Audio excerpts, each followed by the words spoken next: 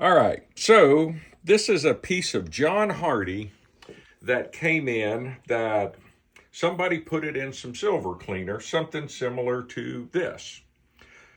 Do I disagree with that? No, not at all. But let me show you something to save yourself from money and not having to pay me to fix this, that when it comes to Tarnex, I just leave a little bit in a jar because I use it all the time. So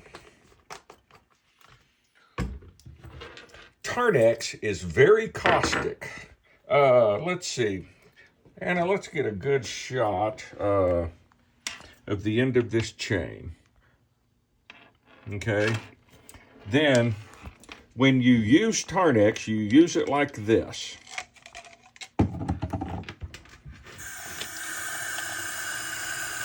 That's it. That's all you do with it. Let me find a spot that's really tarnished on this chain. I probably can't because it's kind of damaged. There we go. Look right here. See the tarnish on the end of that. Anna, see if you can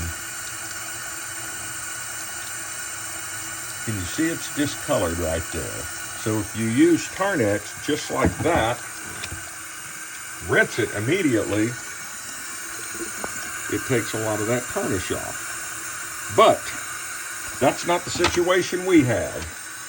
So what I'm going to do is I'm going to put it in here just for a second. Not really going to do anything, but if there's any tarnish on it, I want it off. Let's rinse it.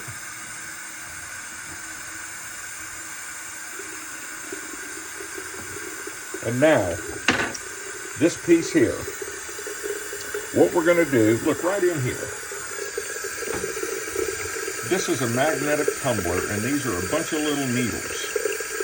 So, but if you see how tiny these needles are, I can't put the chain in here because they'll get hung up inside the chain and ruin it. But this piece, we're going to put it in the tumbler. I'm going to put some water in it, and then let's walk over here.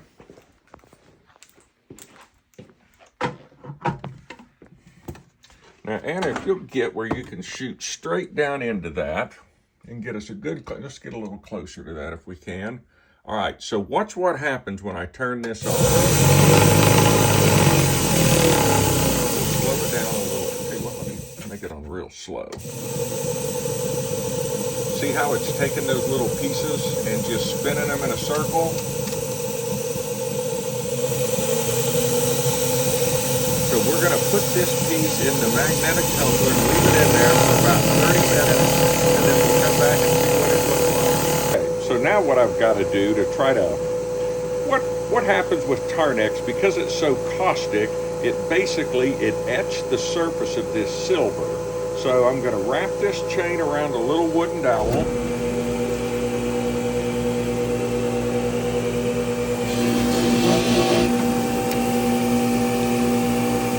I don't know how much success I'm going to have, but let's look at something. All right, now you can see where I polished it versus where I didn't. So now I've just got to do that all over this chain. What we're going to do, now that I've polished it by hand, we're going to put it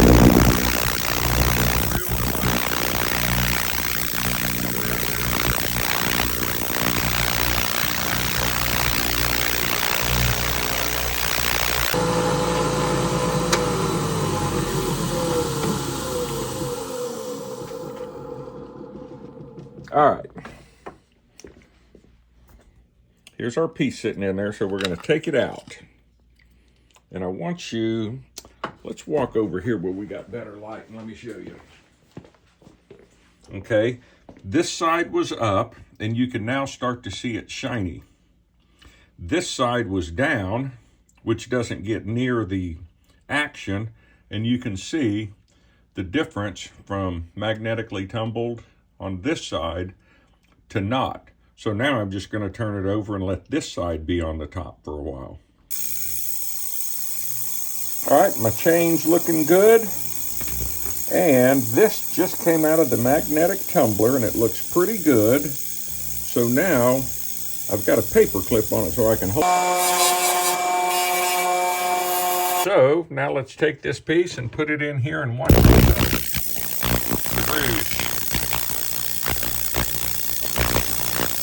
So now we've got it clean and polished. So now our next step is to take this. I finally had to get a new one, and you can actually see what the label is of what this stuff is. So I like to pour a little in the cap. Okay, set her down. All right. And I'll just zoom in about right here. And look what happens.